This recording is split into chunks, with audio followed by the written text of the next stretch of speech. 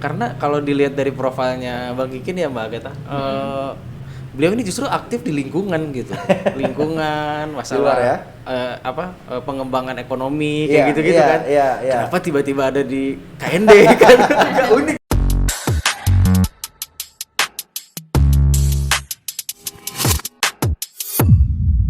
Oke, Sobat Pertuni, selamat datang kembali di podcast Media Pertuni. Kali ini di segmen Ngulik Regulasi. Dan hari ini saya tidak sendirian, saya ditemani oleh Ketua 1 Dewan Pengurus Pusat Persatuan Tunanetra Indonesia, ada Mbak Agatha Febriani. Apa kabar Mbak Agatha? Halo, kabar baik. Nah, hari ini juga kita kedatangan tamu yang spesial.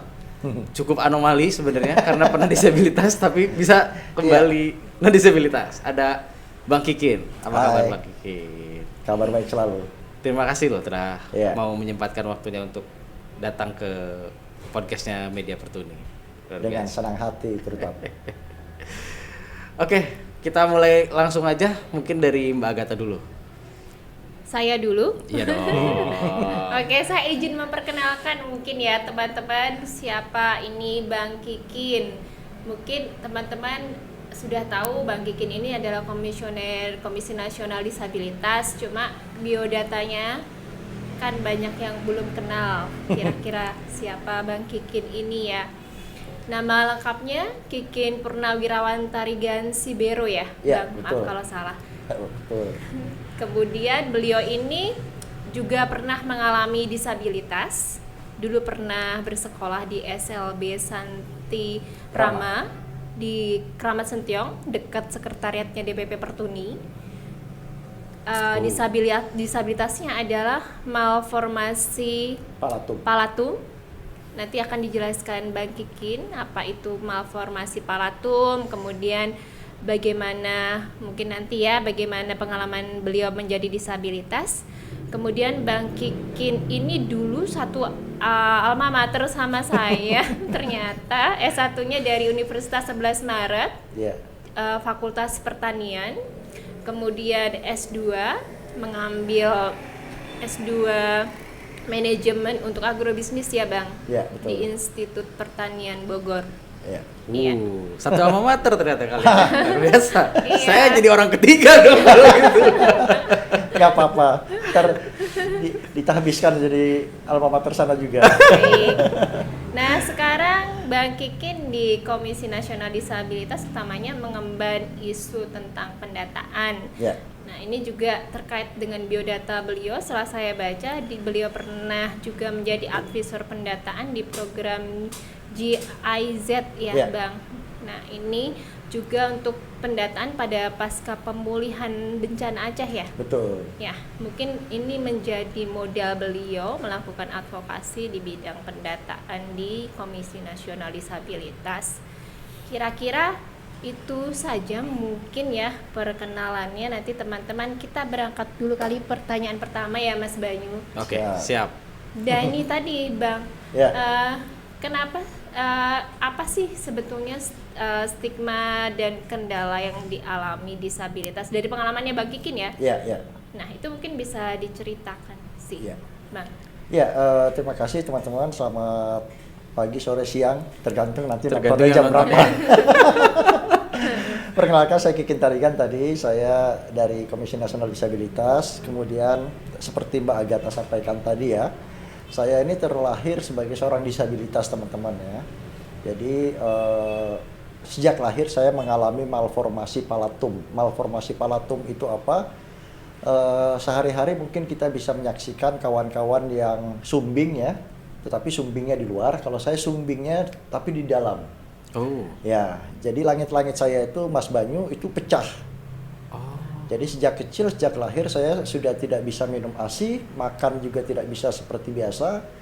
Ya, seperti itu sampai usia 6-7 tahun, bahasa saya tidak bisa dimengerti banyak orang. Oke. Ya. Jadi kalau lahir memang saya nggak bisa ngomong ya, bisanya cuma nangis ya. Tapi pada usia anak-anak sudah mulai bergaul dan sebagainya, bahasa saya itu nah seperti itu kira-kira ya. Oke. Ngerti nggak?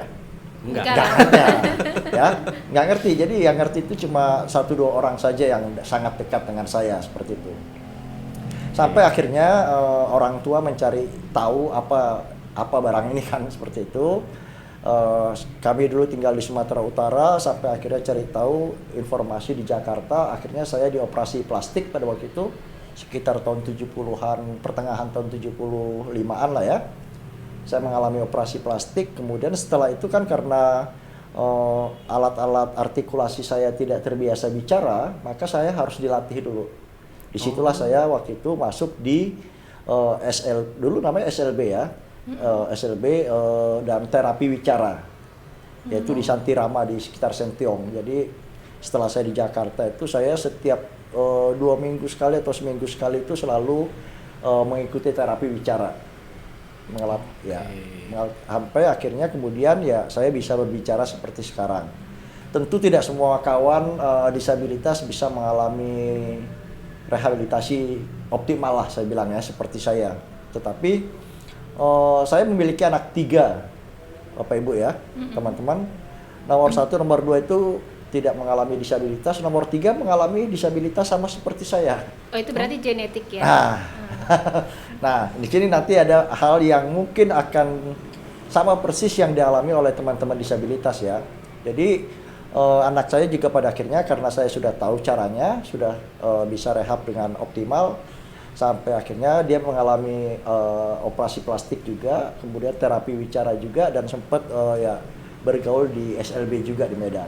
Oke. Nah, yang saya katakan sama dengan kawan disabilitas lain, di masyarakat ada pertanyaan seperti ini, ya agak mengganggu, tetapi ya sudahlah, memang masyarakat pertanyaan sah-sah saja. Kira-kira nanti cucu kamu seperti kamu lagi atau tidak? Ya, Sesuatu yang tidak kita ketahui ya sebenarnya. ya tidak kita ketahui, tapi itu kan stigma ya. Stigma. Ya, Betul. stigma bahwa disabilitas itu apalagi generatif seperti itu ya. Tapi ya sudahlah, saya kira masyarakat juga punya hak saja.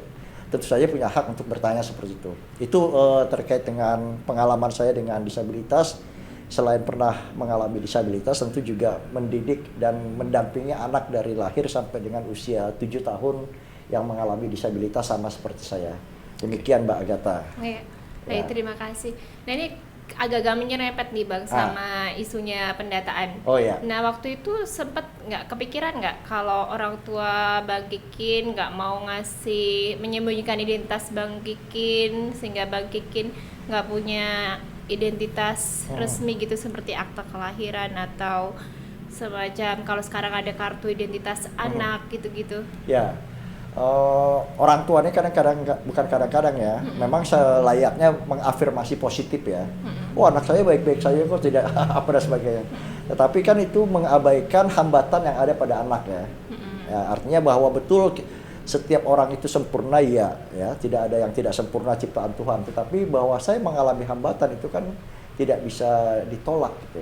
Ya, demikian juga anak saya mengalami hambatan itu tidak bisa ditolak.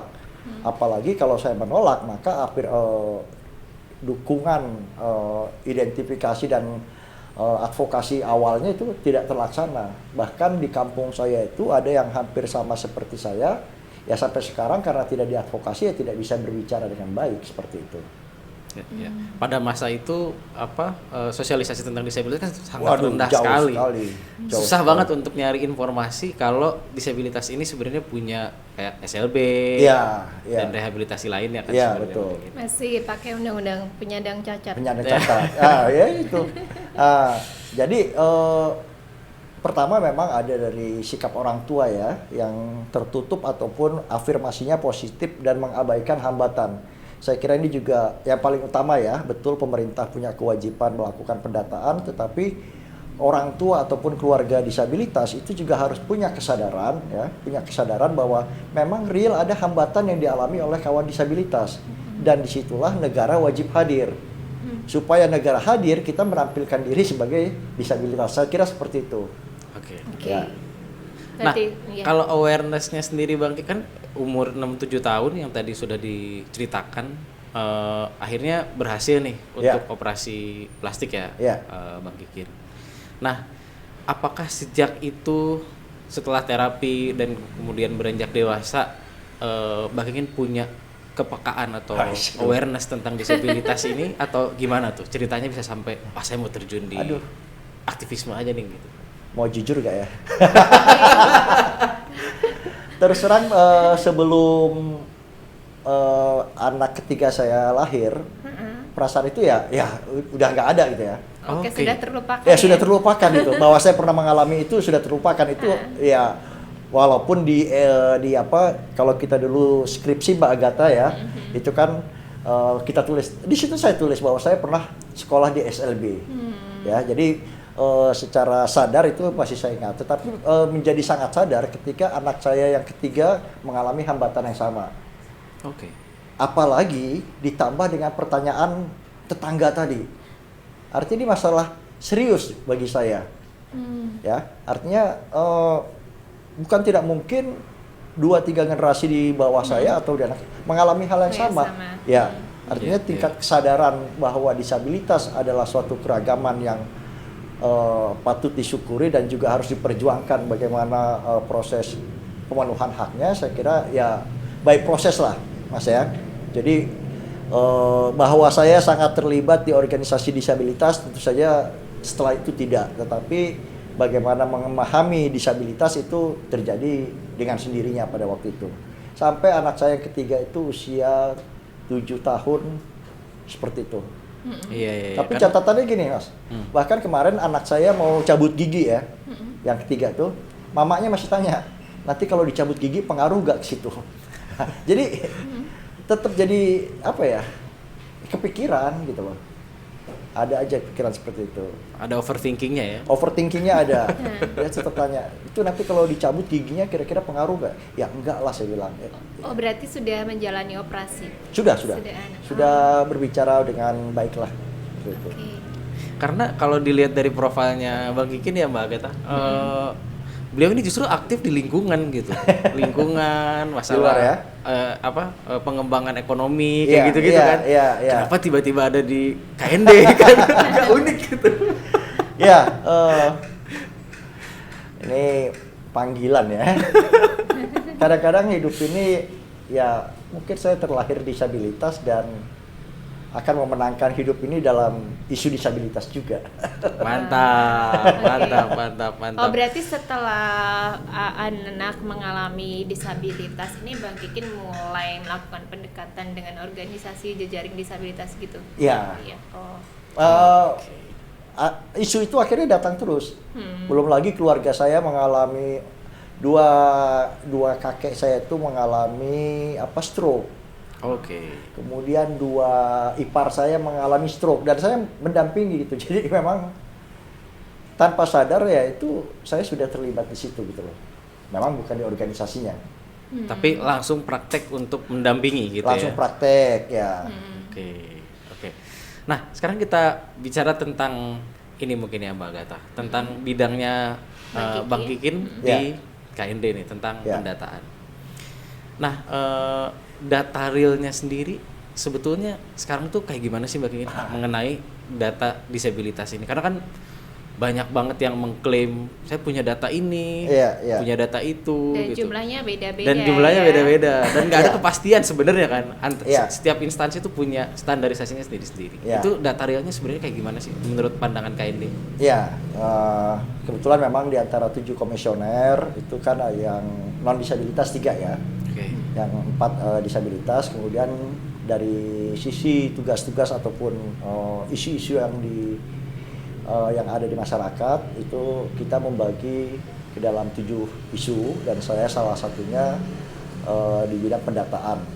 Tentu ada kaitannya dengan pengalaman saya tadi disampaikan Mbak Agatha ya, karena saya pernah terlibat di dalam proses pendataan pada waktu tahun 2005 ya. 2005 kebetulan Undang-Undang Administrasi Kependudukan itu disahkan. Nah, kebetulan organisasi saya tadi Mas menyinggung organisasi ya. Organisasi saya dulu namanya Organisasi Gerakan Perjuangan Anti Diskriminasi. Nah, kebetulan terlibat di dalam advokasi undang-undang tersebut. Nah, ketika undang-undang itu sudah disahkan dan kebetulan terjadi peristiwa tsunami di Aceh. Nah, disitulah implementasi pertama dari Undang-Undang Administrasi Kependudukan. Ya, di situ jadi saya mengetahui dan juga terlibat dalam proses pembentukan SOP dan sebagainya gitu ya. Jadi mengetahui dan melihat visi besar data itu seperti apa. Nah, dari situ saya mengenal yang namanya NIK ya, Single Identification Number ya, bahwa setiap orang itu punya nomor khas yang berbeda satu sama lain dan tidak bisa digandakan. Nah, inilah yang menjadi dasar ya ketika saya diminta oleh teman-teman mengampu masalah data. Data kita sendiri memang Ibu Bapak sekalian, rekan-rekan ya, memang ada bukan berbagai versi. Karena memang pendekatannya berbeda, tentu hasilnya berbeda. Yeah. Saya ambil contoh misalnya Dapodik. Dapodik itu otomatis ya data anak-anak yang bersekolah ya. Pendidikan aja. Berarti yang tidak sekolah berarti datanya nggak ada di situ. Data pemilu ya orang yang hanya ikut pemilu. Berarti kan yang sudah menikah atau usia 17 tahun itu ada di data pemilu. Yeah. Kemudian kalau data kemiskinan ya berarti hanya orang-orang miskin yang ada di situ kan seperti itu ya. Kemudian kalau data kesehatan ya hanya orang yang terakses dengan isu kesehatan. Nah, dari sekian itu kita kan punya beberapa metode pendataan atau proses pendataan ya. Yang terakhir itu ada Reksosek ya, itu angkanya hampir 15 sampai 20 juta disabilitas ya. Dan itu dikerjakan oleh teman-teman dari BPS ya, di bawah ampuan dari Bappenas, dilaksanakan oleh kawan-kawan enumerator seperti itu. Kemudian selain itu juga kita punya data di Kementerian Sosial ya. Awalnya dulu data terpadu sosial ekonomi DTKS, data terpadu kesejahteraan sosial. Nah, tentu perspektifnya adalah perspektif sosial ya. Perspektif sosial berarti karena nomenklatur tupoksi Kementerian Sosial adalah terkait dengan masyarakat rentan dan juga miskin, maka perspektifnya itu adalah kawan-kawan yang katakanlah secara ekonomi dianggap miskin seperti itu. Oke. Nah, dari situ jelas akan ada perbedaan data Mas ya, karena memang cara pandangnya berbeda, mandatnya juga berbeda sehingga angkanya juga berbeda. Terakhir teman-teman sekalian, bahwa pemerintah melalui instruksi Presiden telah meminta agar dilaksanakan pemutakhiran data dengan nomenklatur data terpadu sosial ekonomi nasional DTSN ya. Data tunggal sosial ekonomi nasional. Iya, saya sengaja agak salah ya. Padahal emang salah ya. Data tunggal sosial ekonomi nasional. Nah, itu yang diambil sumber datanya atau prelisnya dari Reksosek tadi, dari DTKS dan dari P3KE. Ya. Nah, 3 data ini disinkronkan, disesuaikan dengan NIK yang saya sebutkan tadi yang ada di Kementerian Dalam Negeri, NIK lewat SIAK, Sistem Informasi Administrasi Kependudukan. Barulah di situ kita ketahui per hari ini ada sekitar 15 juta data disabilitas menurut DTSN. Tetapi dari 15 juta tersebut belum dilakukan ground checking, Mas. Ya, ground checking itu memastikan bahwa mulai dari latar belakang sosial ekonomi dan sebagainya sampai dengan katakanlah derajat kedisabilitasannya seperti apa. Hingga saat ini yang disahkan oleh pemerintah lewat data nasional penyandang disabilitas DNPD ya, itu tahap pertama kemarin 1 juta, kemudian tahap kedua itu 2.400.000-an seperti itu. Jadi kira-kira angka disabilitas yang ada sekarang dan disahkan, diakui oleh pemerintah berkisar dari 3 juta sampai 15 juta tadi. Seperti itu. Itu yang mengeluarkan Kementerian Sosial. Ya, sesuai dengan nomenklatur kementerian yang mengampu seperti itu. Oke. Nah, untuk kayak penyusunan atau verifikasi atau ground checking tadi itu peran KND ini terlibat apa gimana tuh Mas Bang Kikin? Ya, memang secara langsung enggak ya, secara langsung kita enggak, karena apa? Memang ini adalah nomenklatur ya, tugas kami kan melakukan monitoring, evaluasi dan advokasi, tetapi dalam pengamatan kami sendiri bahwa proses itu tidak dengan mudah bisa dilaksanakan. Kenapa kami katakan tidak dengan mudah dilaksanakan? Kalau tadi Reksosek itu dilakukan oleh petugas enumerator, kalau di Kemensos itu kan dikerjakan oleh kawan-kawan Peksos ya, Peksos seperti itu. Nah, tentu teman-teman dengan berbagai ragam dan spektrum disabilitas ya, ada keterbatasan teman-teman dalam melakukan identifikasi ya, dalam melakukan atau memastikan kedisabilitasan itu sendiri.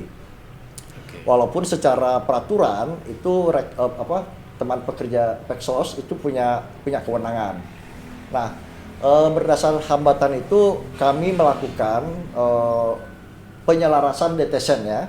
Penyelarasan DTSEN dalam pengertian karena saya juga mengerti tadi di awal saya sampaikan terkait Adminduk ya.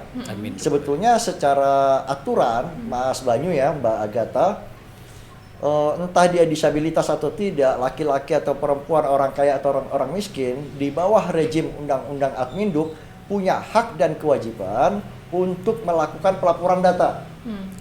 Ya. Dan itu sejak tahun 2025. Undang-undang 23 tahun 2025. Tapi setelah itu diperbarui lagi. Nah, itu adalah kewajiban sekaligus hak kita. Jadi Mas Banyu maaf udah menikah sekarang? Belum. Nah, suatu saat Mas Banyu menikah, Mas Banyu punya kewajiban melaporkan. Gitu ya. Mas Banyu sekarang pekerjaan apa? Trading ya. Wira swasta misalnya. Wira swasta. Ya. Katakanlah suatu saat Mas Banyu akan menjadi seorang diplomat. Itu wajib dilaporkan. Jadi setiap peristiwa penting di dalam hidup kita itu wajib dilaporkan kepada negara. Negara dalam hal ini adalah Dinas Kependudukan dan Catatan Sipil. Ya. Jadi mulai dari pindah, datang, lahir, mati itu semua harus dilaporkan. Nah, kira-kira demikian. Nah, kami melihat ada peluang di situ. Peluangnya adalah bahwa di dalam data kependudukan itu ada namanya dokumen biodata penduduk, di mana seluruh rangkaian data kita itu ada di situ. Tetapi jangan khawatir, Mas Banyu, kalau kita tidak minta itu tidak serta-merta dikeluarkan. Hanya berbasis permintaan kita lah, baru itu bisa dikeluarkan. Gitu ya. Jadi ya kemudian informasi kedisabilitasan itu hanya ada di situ. Tidak ada di kartu keluarga, tidak ada di KTP. Kenapa hanya ada di situ? Karena itu kan masuk kategori privat ya. Ada orang yang mau ditampilkan, ada juga mungkin yang nggak mau ditampilkan. Ya, jadi itu hanya berbasis permohonan baru bisa dikeluarkan. Nah, ini peran KND di situ, Mas Banyu. Jadi kita melihat dan mendorong pengoptimalan peran ya. Mengoptimalkan peran di beberapa kabupaten kota. Ya. Siap, menarik. Nah, ini tadi menarik nih yang masalah data-data ini. Realitasnya tuh gini Bang Kikin. Ya.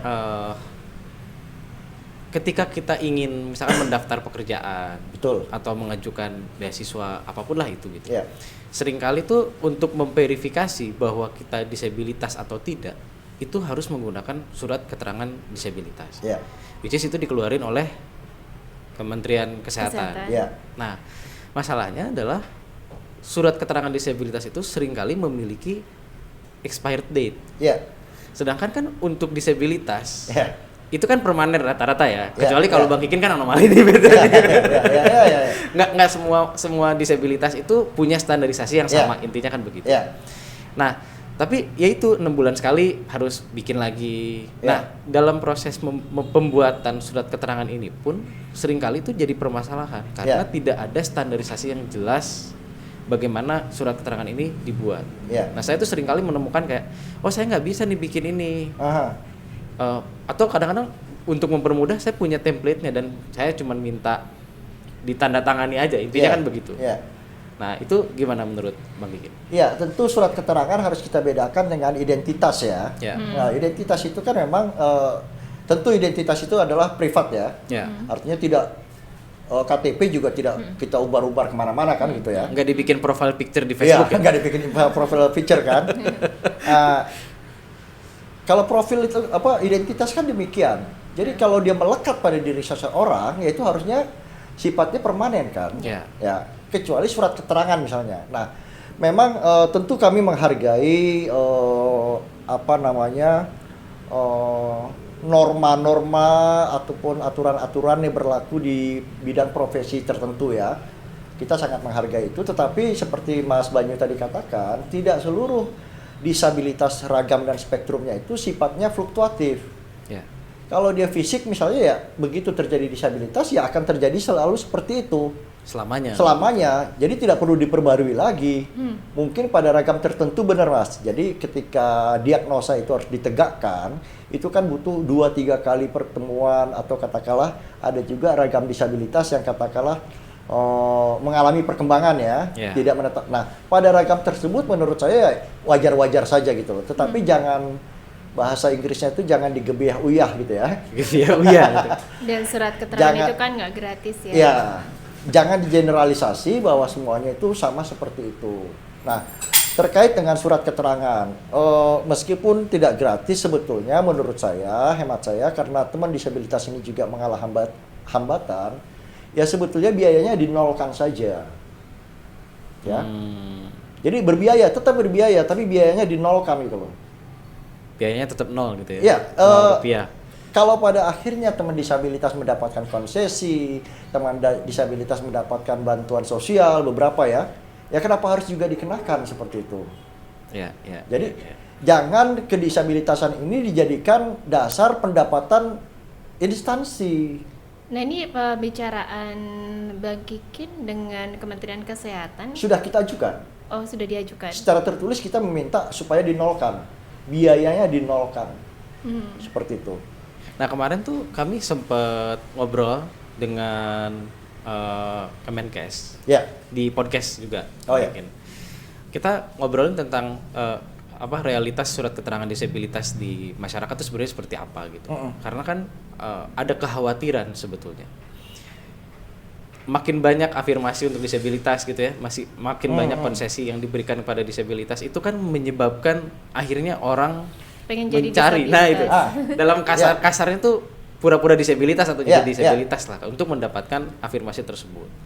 Maka itu kami tuh takut kami yang disabilitasnya tulen nih, yang udah nggak magang gitu, tiba-tiba dikalahkan oleh kebijakan yang membuat mereka mampu melakukan itu gitu loh. Nah, itu filternya bagaimana, Bang? Ya, pertama tentu kita pakai Pareto internasional ya, bahwa disabilitas itu adalah 10-15% dari populasi. Faktanya kan juga belum sampai segitu ya. Tetapi saya juga tidak mengingkari adanya peluang penyalahgunaan penyalahgunaan dari oknum-oknum yang mengaku disabilitas, baik secara sengaja oleh yang bersangkutan atau mungkin katakan oleh oknum yang mengeluarkan dokumen, bisa aja kan? Ini bukannya semata-mata demi mendapatkan bantuan sosial kah, mendapatkan afirmasi-afirmasi yang lainnya. Nah, pilihannya memang tetap teman-teman ya,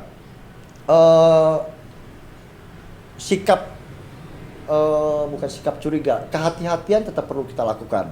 Karena jangan sampai orang yang tidak berhak mendapatkan atau justru lebih mendapat prioritas.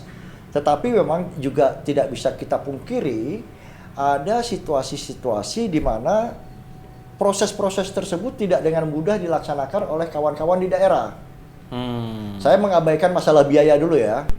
Kalau asal dapat surat saya dapat 500.000, saya berbayar 500.000 mendapat benefit 3 juta, kenapa nggak saya lakukan secara ekonomis kan? Betul. Nah, tapi ini kan juga berbahaya ya.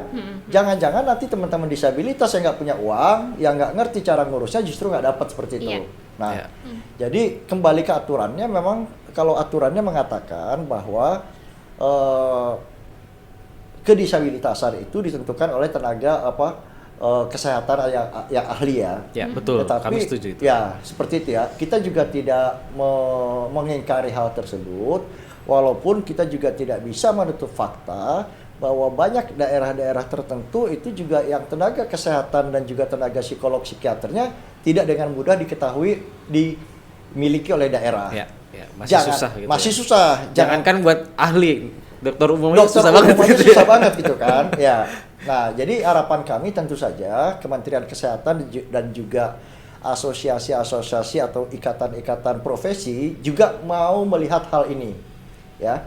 Artinya kalaupun kita tidak ingin disalahgunakan, tetapi katakanlah ada semacam SOP atau ketentuan yang bisa disampaikan oleh rumah sakit atau tenaga kesehatan atau organisasi profesi yang bisa mengakomodir bagaimana disabilitas di daerah 3T terutama itu tetap juga mendapatkan kesempatan terdata sebagai disabilitas.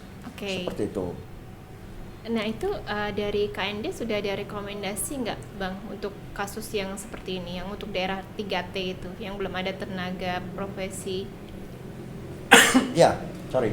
Dan kemarin juga ketika di podcast itu ya Bang Kikin, katanya emang kan lagi dibikin tuh standarisasi apa namanya? Surat keterangan disabilitas itu. Katanya sudah berkoordinasi juga dengan KND katanya sih. Ya, betul. Jadi tetap ya teman-teman, sebuah aturan itu kan harus diatur dalam sebuah payung hukum ya. Ya. Namanya Peraturan Menteri Kesehatan seperti itu. Nah, tentu Peraturan Menteri Kesehatan adalah menjadi panduan atau guideline kita. Sudah kita koordinasikan, beberapa hal yang saya sampaikan juga sudah kita sampaikan kepada Kementerian Kesehatan, tapi apakah nanti keluar akan seperti itu, kita akan lihat aja nanti seperti apa. Nah, tetapi pandu ini juga kan harus kondisional, ya. Jangankan kita ke daerah 3T di wilayah terluar di timur dan sebagainya. Nggak jauh masih di Jakarta, di daerah Kepulauan Seribu. Iya bener. Nggak usah jauh-jauh ya, Kepulauan Seribu, di mana antar pulau itu ketika orang harus katakanlah melakukan profiling, cek kesehatan sebagainya, kan tidak dengan mudah gitu loh. Iya. Nah, melihat kondisi ini, kita kembali ke prinsip dasarnya dulu.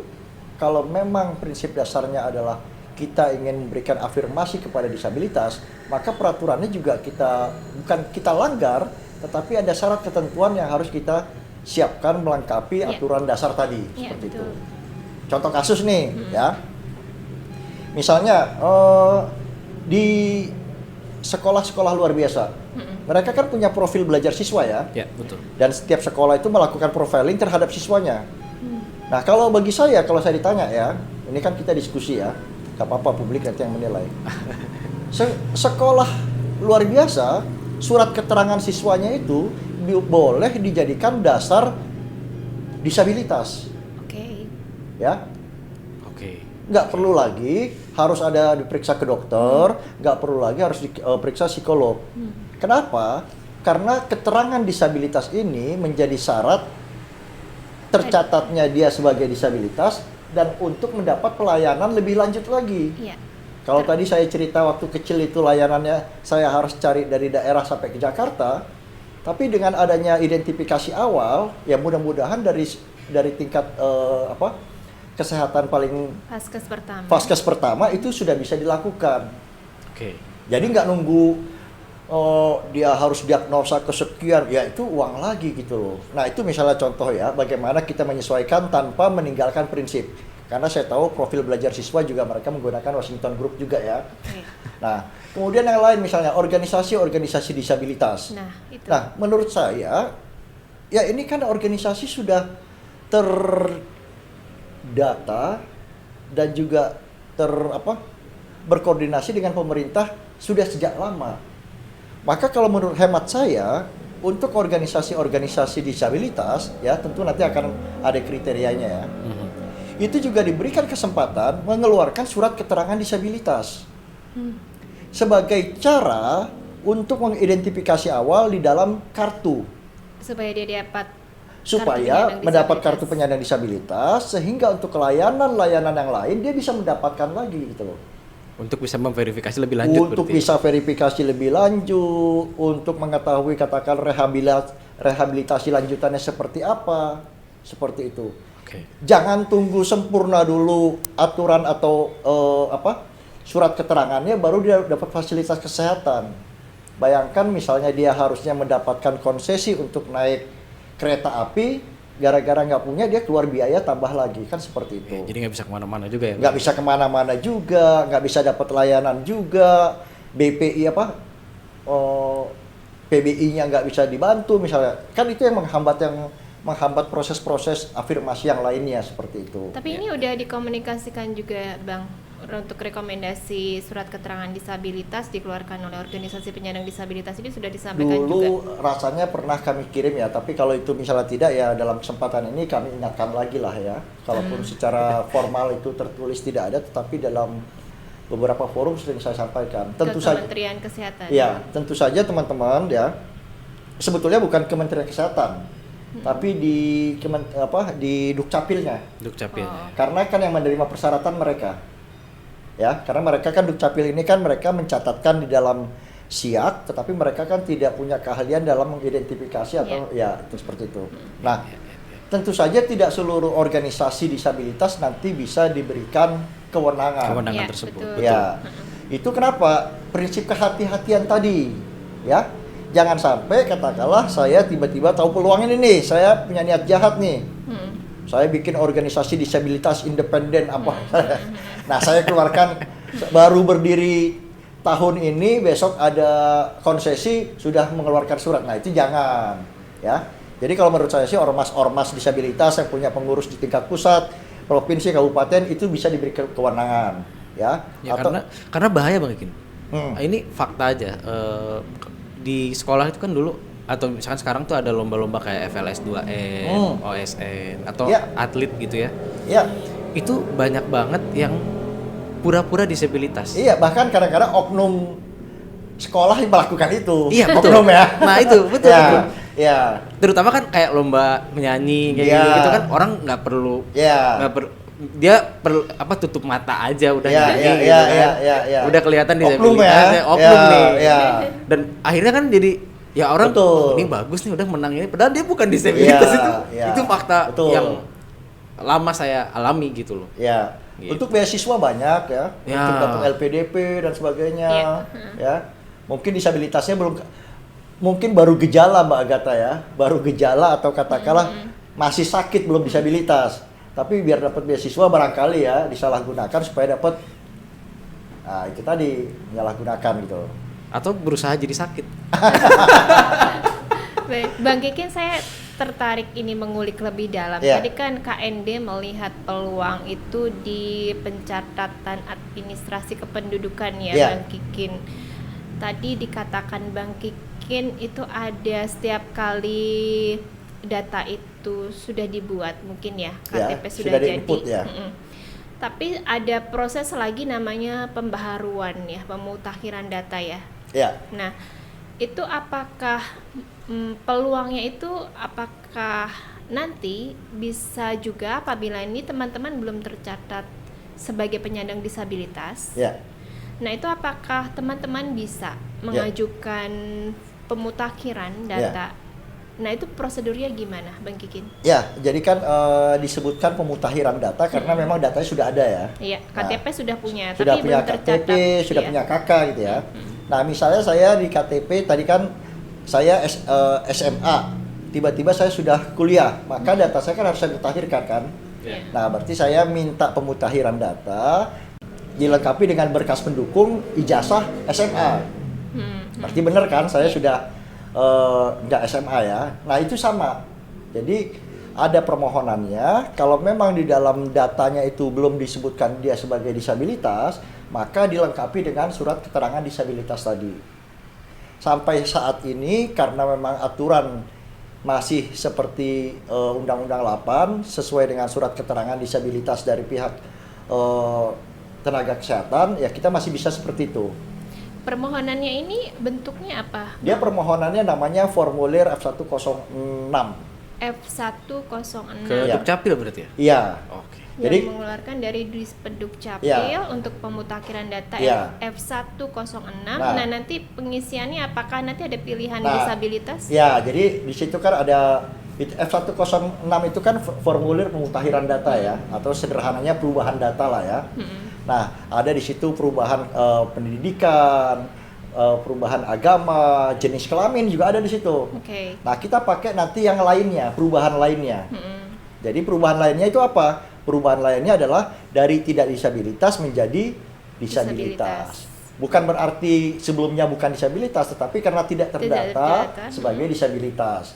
Baru nanti di situ ditanya lagi, dasar penetapannya apa? Oh, surat keterangan disabilitas. Nanti itulah sebagai persyaratan. Nah, tetapi teman-teman, ya itu kan nanti kan sebelum ke Dukcapil, itu kan harus ada dari katakan dari kesehatan gitu ya. Ya. Atau kalau teman-teman sudah tahu bahwa saya mengalami disabilitas mental gitu ya, ambilnya dari surat psikolog atau psikiater seperti Psikiater, itu. Ya. Jadi supaya apa? Supaya tidak bolak-balik. Siap. Gitu. Nah, Siap. kalau sebetulnya Ah. kita ya Bang, tahu atau enggak kita itu sudah tercatat sebagai dalam data penyandang disabilitas nasional nih Bang. Ya. Itu cara ngeceknya gimana sih? Ya, kalau cara paling cepat dan mandiri ya, sekarang sudah bisa pakai IKD, Identitas Kependudukan Digital. IKD. IKD, Oke. ya. Nah, nanti diinstal di HP, di device ya. Kemudian sampai nanti ada prosesnya tentu saja ya. Nanti itu biar teman Dukcapil yang akan menyampaikan. Nah, kalau itu sudah ada, teman-teman, dari situ kita bisa cek biodata kita. Oke. Mas Banyu sudah ada IKD? IKD belum sih? Belum, Mbak Agatha? Belum pernah download aplikasinya. Nanti silakan di-download ya. Nah, dari situ nanti ketahuan ya. Kayak saya kan kepala keluarga, nanti situ ada KTP saya terpampang di situ, kemudian juga keluarga saya juga ada, termasuk kartu keluarga saya juga ada ya di situ. Dan kalau kita minta nanti data biodata, di situ juga akan ada. Nah, di situ akan ketahuan kita sebagai disabilitas atau bukan. Oh, berarti di biodata itu Iya, ya? di biodata tadi ya.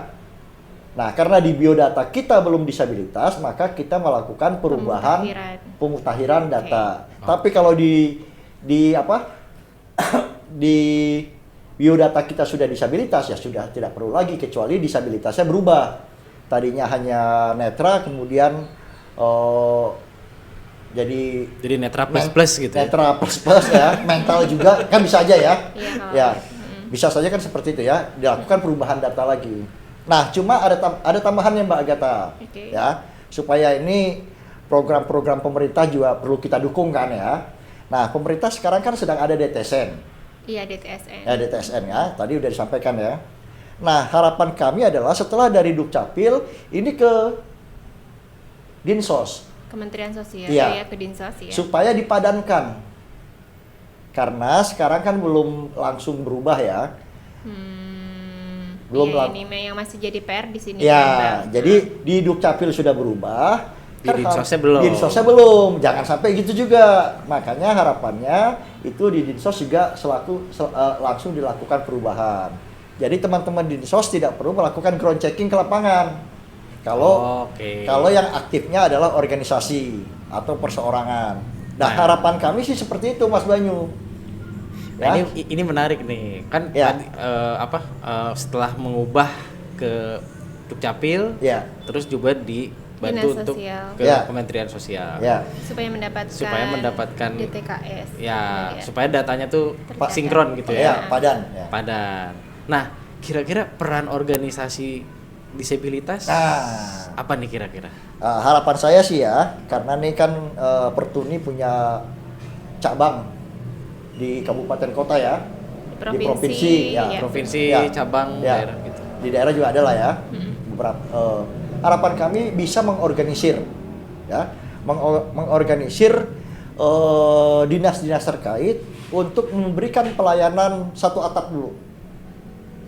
Jadi seperti yang tadi saya contohkan tadi, kita sudah melakukan di beberapa provinsi dan kabupaten kota. Nah, ini perlu mungkin teman-teman di podcast perlu tahu nih Bang, pilot project-nya itu gimana?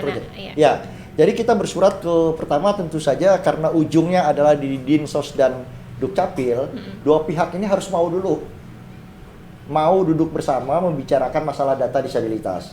Kalau mereka sudah, berarti kan turun ke bawahnya adalah kesehatan ya. Nah, baru kita ajak lagi. Baru turun ke bawahnya lagi tenaga-tenaga spesialis, katakanlah psikolog dan lain sebagainya. Nah, dokter ahli lah. Ya, dokter ahli atau kampus-kampus yang punya program studi psikologi. Ya. Nah, kalau 4 pihak ini sudah oke, baru kalau yang kami lakukan adalah baru kami menghubungi Opdis. Yuk, ada kegiatan, tapi ini kegiatan mandiri ya. Bukan proyek ya.